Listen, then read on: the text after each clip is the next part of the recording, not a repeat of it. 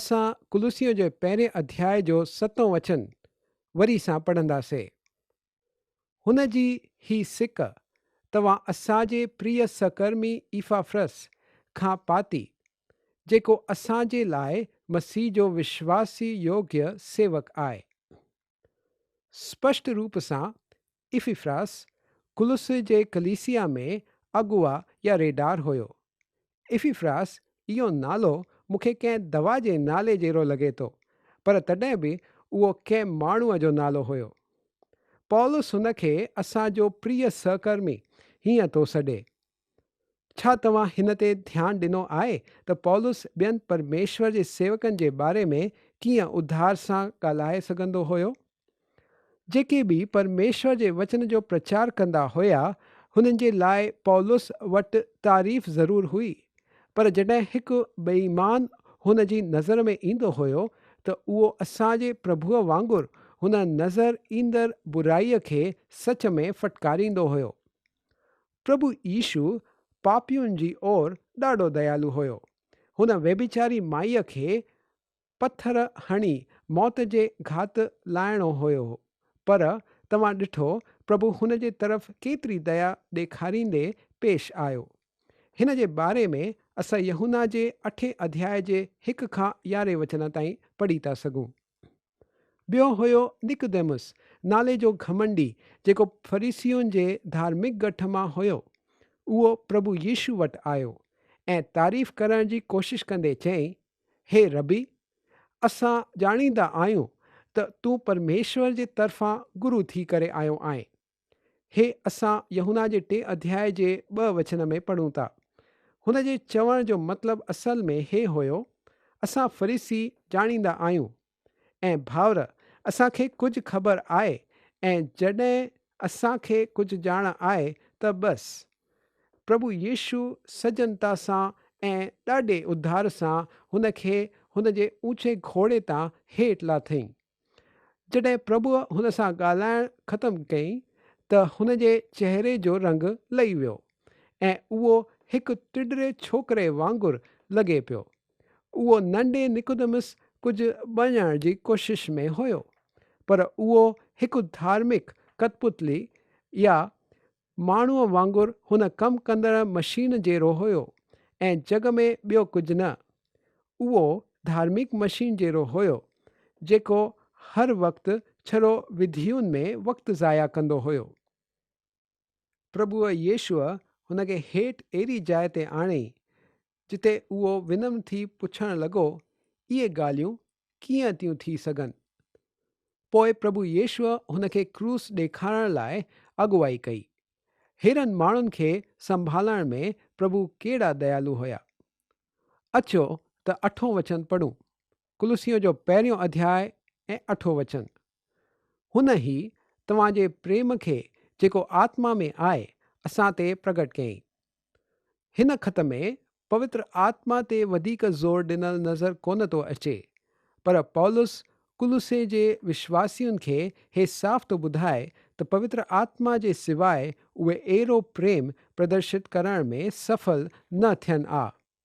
उहो गलातियुनि खे हुयो जिन्हनि खे पौलुस लिखियो हुयो त पवित्र आत्मा जो फल प्रेम आहे। हिन ख़त में उन ई बारे में उहो वधीक न ॻाल्हाईंदो। हिते उहो मसीह जे व्यक्तित्व ते वधीक ज़ोर ॾियण वारो आहे ऐं जीअं ई उहो हे करे थो, तीअं ई पवित्र आत्मा मसीह जी शयुनि खणी करे ॾेखारींदो। हे पवित्र आत्मा जो अहम कमु आहे। हाणे 9 वचन खां हिन ख़त जो ॿियो हिसो शुरू थींदे असां ॾिसंदासीं। हिन हिसे में असां पौलुस जी कुलुसियों लाइ प्रार्थना ॾिसंदासीं। शास्त्र में इहा प्रार्थना हुननि में अद्भुत प्रार्थनाउनि मां हिकु आहे। मुंहिंजी सोच में हे अहिड़ी प्रार्थना आहे जेकी सभी आधारनि खे छुहंदी आहे ऐं असां लाइ हे ॾिसणु ॾाढो मददगार आहे त पौलुस कहिड़ियुनि ॻाल्हियुनि लाइ प्रार्थना करे थो। हे रुचीअ जी ॻाल्हि आहे त अॼु असां माण्हुनि खे हिननि शयुनि लाइ प्रार्थना कंदे पाईंदा आहियूं। पौलुस हे साफ़ थो ॿुधाए त इहे शयूं असां वटि आहिनि। घणाई माण्हू कुझु अहिड़ी प्रार्थना कंदा आहिनि, हे परमेश्वर, असांजी प्रार्थना आहे त तव्हां असांजा पाप क्षमा कयो ऐं ईश्वर जे रत सां असांखे धोई छॾो, असांखे तव्हांजे राज में स्वीकारियो, असांखे तव्हांजे पवित्र आत्मा ॾियो ऐं मसीह जे करे असांखे आख़िर में उद्धार ॾियो। आमीन। छा तव्हांखे ख़बर आहे त परमेश्वर हिननि सभी बिनतियुनि जो जवाबु पहिरियों ई ॾेई छॾियो आहे? परमेश्वर असांजा सभी पाप माफ़ कया आहिनि। असां मसीह जे रत सां साफ़ कया विया आहियूं। हुन असांखे ऊंदहि जे राज खां पहिरियों ई ॿाहिरि कढी असांखे हुन जे प्यारे पुट जे राज में विझी छॾियो आहे। हुन असां ते पवित्र आत्मा जी मोहर लॻाए छॾी आहे। रोमियो जे 8 अध्याय जे 9 वचन में लिखियलु आहे, अगरि कंहिं में मसीह जो आत्मा कोन्हे त उहो हुन जो जन कोन्हे।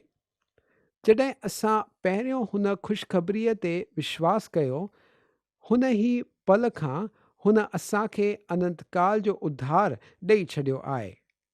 इन्हीअ करे जेकियूं शयूं असां वटि पहिरियों खां ई आहिनि, हुननि खे घुरंदे बिनतियूं करण खां बजाए परमेश्वर खे हुननि लाइ शुक्र मञणु ऐं स्तुति प्रशंसा करणु वधीक सही आहे। मां तव्हां खां घुरां थो परमेश्वर, हीअं चवण जे बजाए मां तव्हांजो शुक्र मञां थो परमेश्वर, हीअं चवंदे प्रार्थना करणु घुरिजे। हाणे असां पौलुस जी हुन अद्भुत प्रार्थना ते अची पहुता आहियूं।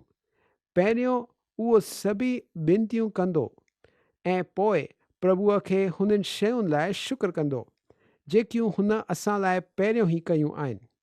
अचो त कुलुसियों जे 1 अध्याय जो 9 वचन पढ़ूं। इन्हीअ करे जंहिं ॾींहं खां हे ॿुधो आहे, असां बि तव्हांजे लाइ हे प्रार्थना ऐं बिनती करणु न छॾंदा आहियूं त तव्हां सॼे आत्मिक ज्ञान ऐं सम्झ सां गॾु परमेश्वर जी इच्छा जी पहचान में परिपूर्ण थी वञो। पहिरें शइ लाइ पौलुस प्रार्थना कई, उहा हे हुई त उहे ज्ञान सां भरिजी वञनि। असाधारण या ऊची मात्रा में ज्ञान। हिन लाइ यूनानी भाषा में अखर इपिग्नोसिस हे आहे। हिते बि मूल भाषा में इहो ई अखर वापरियो वियो आहे। कुलुसीअ में जेके नॉस्टी नाले हिन गट जा विधया, उहे हे घमंड रखंदा हुया त हुननि खे असाधारण या ऊचे मात्रा जो ज्ञान हुयो। पौलुस हिते चवे थो, मां प्रार्थना कयां थो त तव्हां ज्ञान सां भरिया वञो, हुन असाधारण ज्ञान सां भरिया वञो। पर पौलुस हिन ज्ञान खे परमेश्वर जी इच्छा जे ज्ञान ताईं ई सीमित थो रखे। इहो ज्ञान सॼे आत्मिक ज्ञान ऐं सम्झ सां गॾु हीअं हुजणु घुरिजे। मां तव्हांजो ध्यानु छड़ो हिन ॻाल्हि ते आकर्षित करणु चाहियां थो त हिन ख़त में सम्झ या बुद्धि हे अखर 6 दफ़ा वापरियो वियो आहे। हाणे असां अॻिते वधी कुलुसियों जो 1 अध्याय ऐं 10 वचन पढ़ंदासीं। ताकी तव्हांजी हालत प्रभुअ जे योग्य हुजे ऐं उहे सभी तरीक़े सां प्रसन्न हुजनि ऐं तव्हां में हर तरीक़े जे भले कमनि जो फल लॻे ऐं तव्हां परमेश्वर जी ॼाण में वधंदा वञो। ॿी बिनती हे आहे त उहे परमेश्वर खे प्रसन्न या ख़ुशि करण जहिड़ा हुजनि। हुन जो मतिलबु आहे त उहे मसीही माण्हुनि जे साम्हूं झुकी हुननि खे ख़ुशि करण जी कोशिश में न हुजनि। हुन जी टीं बिनती आहे त हुननि में हर तरीक़े जे भले कमनि जो फल लॻे। हिकु मसीही हिकु अंगूर जे बेल जी शाख जहिड़ो आहे जेको फल उत्पन्न कंदो आहे। मसीह उहा अंगूर जी बेल आहे ऐं असांखे फल उत्पन्न करणो आहे। परमेश्वर जी ॼाण में वधंदा वञो। हिकिड़ो मसीही थामियल या सुस्त न हुजणु घुरिजे, पर ज़िंदा ऐं परमेश्वर जे वचन में वधंदड़ हीअं हुजणु घुरिजे। त पोइ हुननि जो परमेश्वर जे ज्ञान में वधणु हे पौलुस जी चौथी बिनती आहे। अचो त पौलुस जी प्रार्थना में अॻिते वधंदे 11 वचन पढ़ूं। हुन जे आत्मा जी शक्तिअ जे अनुसार सभी तरीक़े जे सामर्थ सां बलवंत थींदा वञो, हेसि ताईं त आनंद सां गॾु हर तरीक़े सां धीरज ऐं सहनशीलता ॾेखारे सघो। इहा पंजी बिनती आहे। सामर्थ ऐं शक्ति छड़ो परमेश्वर खां ईंदी आहे। उहे पवित्र आत्मा जे द्वारा उत्पन्न कया वेंदा आहिनि। हिननि विश्वासियुनि खे सभी तरीक़े जे सामर्थ सां बलवंत थियणो आहे, हेसि ताईं त हर तरीक़े सां धीरज ऐं सहनशीलता ॾेखारे सघनि, ऐं इहो धीरज ऐं सहनशीलता आनंद सां गॾु हुजणु घुरिजे। अॻिते हलंदे 12 वचन पढ़ंदासीं। ऐं पिता जो धन्यवाद कंदा रहियो, जंहिं असांखे हिन योग्य बणायो त ज्योतिअ में पवित्र माण्हुनि सां गॾु विरासत या मिरास में सहभागी हुजूं। हाणे हे हुननि ॻाल्हियुनि या शयुनि जी शुरूआत आहे जिन्हनि लाइ पौलुस शुक्र थो मञे। असांजी सभी प्रार्थनाऊं शुक्र सां भरियल हुजणु खपनि। पौलुस हिन ॻाल्हि जो शुक्र थो मञे त परमेश्वर पंहिंजे अनुग्रह सां संतनि सां गॾु पवित्र माण्हुनि सां गॾु जेके ज्योतिअ में आहिनि, रोशनीअ में आहिनि, हुननि सां गॾु हिकिड़ी विरासत ॾिनी आहे। उहा विरासत अॼु असांखे झले बीहणी आहे। असांखे परमेश्वर ते विश्वास रखिणो आहे ऐं हे बि विश्वास रखिणो आहे त हुन जो वादो, हुन जो वचन सचो आहे। हाणे असां कुलुसियों जो 1 अध्याय ऐं 13 वचन पढ़ंदासीं। हुन ई असांखे ऊंधाए जे वश मां छॾाए करे पंहिंजे प्यारे पुट जे राज में प्रवेश करायो। पौलुस शुक्र थो मञे त असां शैतान जे राज मां छॾाया विया आहियूं, मुक्त कया विया आहियूं। असां अपराधनि ऐं पापनि में मुअल हुयासीं ऐं जग जे रस्ते, जग जे नमूने हली रहिया हुयासीं। हाणे असां हुन जे प्यारे पुट जे राज में प्रवेश कयो आहे। असांखे हुते विझायो वियो आहे। हिन पृथ्वीअ ते अॼु परमेश्वर जे राज जो हे वर्तमान जो पहलू आहे। परमेश्वर जो राज तव्हां कोन था ॿधी सघो। अगरि तव्हांखे हुन राज जो भाग थियणो आहे त हुन जो हिकु ई रस्तो आहे, ऐं उहो आहे मसीह खे पंहिंजो उद्धारकर्ता स्वीकारणु। हे करण ई तव्हांखे परमेश्वर जे प्यारे पुट जे राज में प्रवेश ॾींदो। 14 वचन खे हाणे असां पढ़ंदासीं। जंहिंमें असांखे छुटकारो अर्थात पापनि जी क्षमा प्राप्त थींदी आहे। असांखे छड़ो हुन जे राज में प्रवेश ई कोन मिलियो आहे, पर असांखे मसीह में पापनि जी क्षमा बि मिली आहे। हे हमेशा मसीह जे रत सां संबंधित आहे। परमेश्वर मनमानी करे या भौतिक थी असांजा पाप क्षमा कोन थो करे। असांखे मसीह जे रत द्वारा छुटकारो मिलियल आहे। मूल भाषा में छुटकारे लाइ अखर अपोलोथ्रुस आहे, जंहिंजी माना आहे क़ैद में हुजल माण्हू खे मुक्त करणु। हुन असांखे क़ैद मां या बंधन मां मुक्त करण लाइ क़ीमत चुकाई। पौलुस 5 अद्भुत सचायुनि लाइ परमेश्वर खे शुक्र ॾिनो आहे। अगरि असीं मसीह में भरोसो कयूं था, विश्वास कयूं था, त परमेश्वर असांखे ज्योतिअ में हुजल संतनि सां गॾु विरासत जो सहभागी बणायो आहे। हुन असांखे उंधारे जे राज मां मुक्त करे हुन जे प्यारे पुट जे राज में प्रवेश ॾिनो आहे। परमेश्वर असांखे मसीह द्वारा छुटकारो ॾिनो आहे ऐं मसीह जे रत द्वारा ई असांजा पाप क्षमा कया विया आहिनि। तॾहिं बि अॼु घणा ई मसीह आहिनि जेके हिननि 5 शयुनि लाइ प्रार्थना कंदा आहिनि। मां हे विश्वास कयां थो त अगरि तव्हां मसीह खे स्वीकारियो आहे त हे 5 ई शयूं तव्हां जूं आहिनि, त तव्हां हिननि लाइ परमेश्वर जो शुक्र छो नथा मञियो। श्रेष्ठ गीत जी किताब या शलमोन जे गीत जी किताब जो अभ्यास कंदे वक़्तु असां यीशु मसीह जे व्यक्तित्व जे बारे में ॻाल्हायो हुयो। हाणे कुलुसियों जे किताब में असां हिन विषय खे अञा क़रीबीअ सां ॾिसंदासीं ऐं हुन जी सिख्या जे बारे में सिखंदासीं। हिन ख़त जो इहो हिसो ॾाढो ई ऊचो, प्रभावशाली ऐं शानदार हिसो आहे। हिते विषय यीशु मसीह जो व्यक्तित्व आहे। असां हुन जे बारे में वधीक कोन था ॿुधाए सघूं ऐं असां हिन ज़िंदगीअ में कॾहिं बि हुन जी प्रशंसा ऐं हुन जे गौरव अनुसार हुन खे पूरे तरीक़े सां सम्झी कोन था सघूं। हे हिसो हुननि लाइ जवाबु प्रदान कंदो आहे जेकी यीशू मसीह जे प्रभुत्व खे नाकारींदा आहिनि। हिननि वचननि खे सम्झणु मतिलबु मसीह अद्भुत ऐं प्रशंसनीय आहे, हे सम्झी स्वीकारणु आहे। पौलुस हिते कलीसिया जी सभिनीनि खां झूनी विधर्मी सिख्या जेकी नॉस्टी सिख्या जे नाले सां सुञाणींदी वेंदी आहे, हिन खे विशेष जवाबु ॾियण जी कोशिश करे रहियो आहे। पहिरनि विधर्मनि मां ॿी हुई अरियानी सिख्या। अलेक्सांद्रिया जे ठिकाने जो अरियुस चयईं त प्रभु यीशू मसीह हिकु निर्मिती या हिकु निर्माण कयल प्राणी हुया। 325 साल मसीह खां पोइ निकिया जे परिषद हिन विधर्म जो जवाबु इहो चवंदे ॿुधायो, उहो पुटु पूर्ण अर्थ में इंसान आहे ऐं पूर्ण अर्थ में परमेश्वर आहे। पोइ कलीसिया जे इतिहास में सोखनी नाले जे हिकिड़े शख़्स इहा विधर्मी सिख्या फैलाई त यीशु परमेश्वर कोन हुयो ऐं त मानव जातीअ खे पाप खां हिकिड़े बचाइण वारे जी ज़रूरत कोन हुई। हो सेखारे पियो त असां बिल्कुलु पतित ऐं पापी कोन आहियूं। अॼु हिकु करण वारी हिकु कूरी सिख्या जो इहो आधार आहे ऐं कुझु कूरी सिख्याउनि जा गठ बि, जंहिंमें यहोवा जा गवाह इहो गठ बि शामिल आहे, हुन जो आधार था खणनि।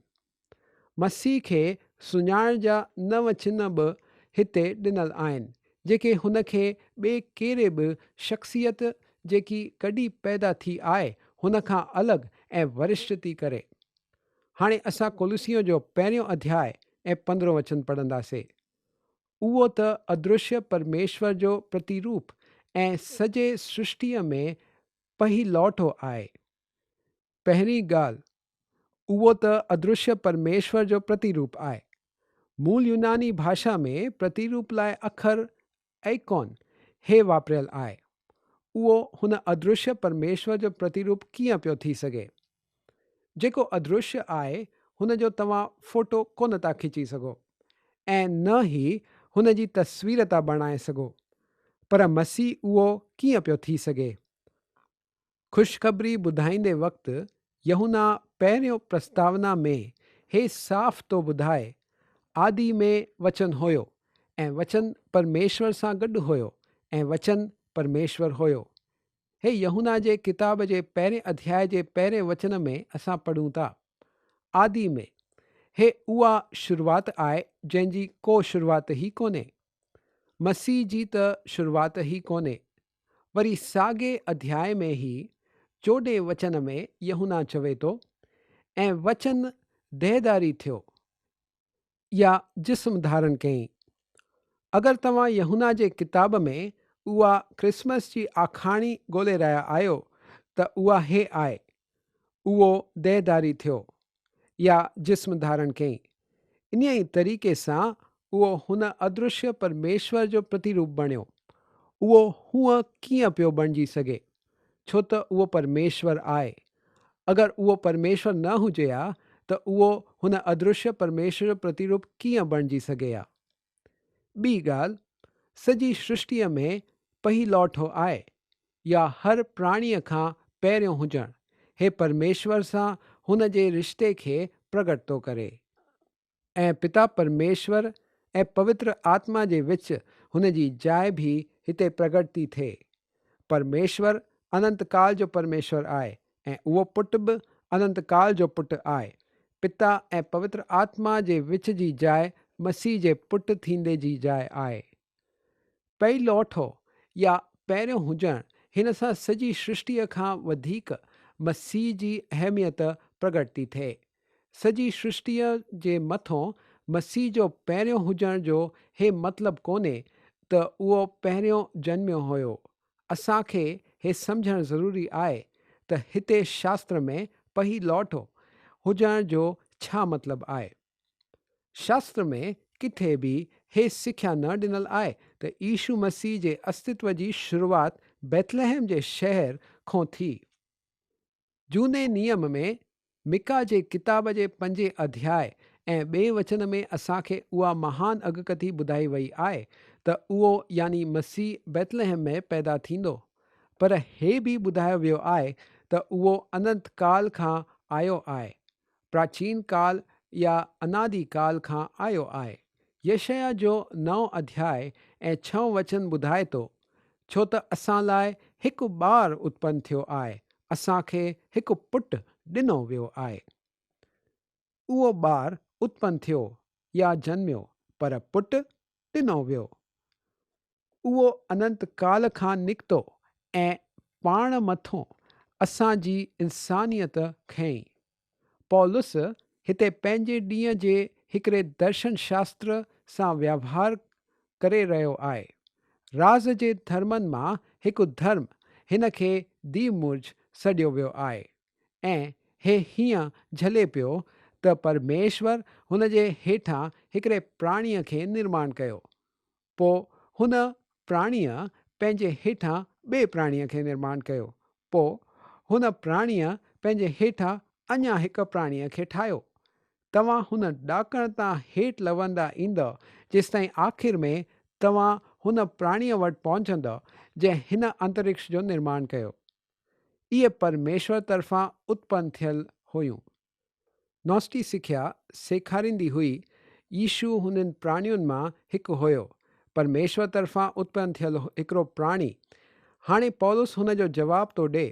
उहो चए थो त यीशु सॼी निर्मितीअ जो पहिलोठो आहे, सॼी सृष्टिअ जी पुठियां उहो आहे। हिते यूनानी अखर प्रोतोकोस आहे, माना सॼी सृष्टि खां अॻु में। हुन जो जनम निर्मितीअ में कोन थियो, उहो ई आहे जेको 2000 साल पहिरियों हेठि आयो ऐं जिस्म धारण कयईं। कंहिं बि निर्मितीअ खां अॻु में ई उहो अस्तित्व में हुयो। यूहन्ना ॿुधाए थो, आदिअ में वचन हुयो ऐं वचन परमेश्वर सां गॾु हुयो ऐं वचन परमेश्वर हुयो। उहो ई आदिअ में परमेश्वर सां गॾु हुयो। सभु कुझु उन्हीअ ई जे वसीले उत्पन्न थियो ऐं जो कुझु उत्पन्न थियो आहे हुन मां कोई बि शइ हुन जे सवाइ उत्पन्न कोन थी। परमेश्वर पिता इहो उहो अनंत काल पिता आहे। परमेश्वर पुटु इहो उहो अनंत काल पुटु आहे। शास्त्र में घणाई दफ़ा प्रभु येशूअ खे पहिलोठो सॾियो वियो आहे। हुन खे सॼी निर्मितीअ जो पहिलोठो सॾियो वियो आहे। हुन खे मुअनि मां पहिलोठो सॾियो वियो आहे ऐं हुन खे हिकु लौतो पुटु सॾियो वियो आहे। हुन खे मुअनि मां पहिलोटो अॻिते हिन अध्याय जे 18 वचन में सॾियो वियो आहे। भजन संहिता जे लेखक इहो चई रहियो आहे। अचो त भजन संहिता जो 2 अध्याय ऐं 7 वचन पढ़ूं। मां हुन वचन जो प्रचार कंदुसि जेको यहोवा प्रभुअ मूंखे चयो, तूं मुंहिंजो पुटु आहीं, अॼु तूं मूं मां उत्पन्न थिए। पौलुस हिन वीचार खे अञा सविस्तार सां पंहिंजे हुन महान संदेश में सम्झाई। गलती देश जे पिसिदिया ठिकान में अंताकिया जे क्षेत्र में पौलुस हुते चवे थो त हुन भजन लिखण वारे जो मतिलबु हुयो त मसीह मुअनि मां जन्मियो हुयो, त यीशुअ जी अहमियत ॿिए कंहिं वटि कोन्हे। उहो सर्वश्रेष्ठ आहे, उहो पहिलोटो आहे, मुअनि मां जी उथण वारो। छा तव्हां इन यीशुअ खे पंहिंजो उद्धारकर्ता स्वीकारियो आहे? उहो ई आहे जेको तव्हांखे बचाए सघे थो। अगरि तव्हां हुन खे पुकारींदो त उहो तव्हांखे बचाईंदो। अॼु असां हिते ई बीहंदासीं। ॿिए प्रोग्राम में तव्हां सां वरी सां मुलाक़ात थींदी। तेसिताईं परमेश्वर जी महिर तव्हां मथां हुजे। आमीन।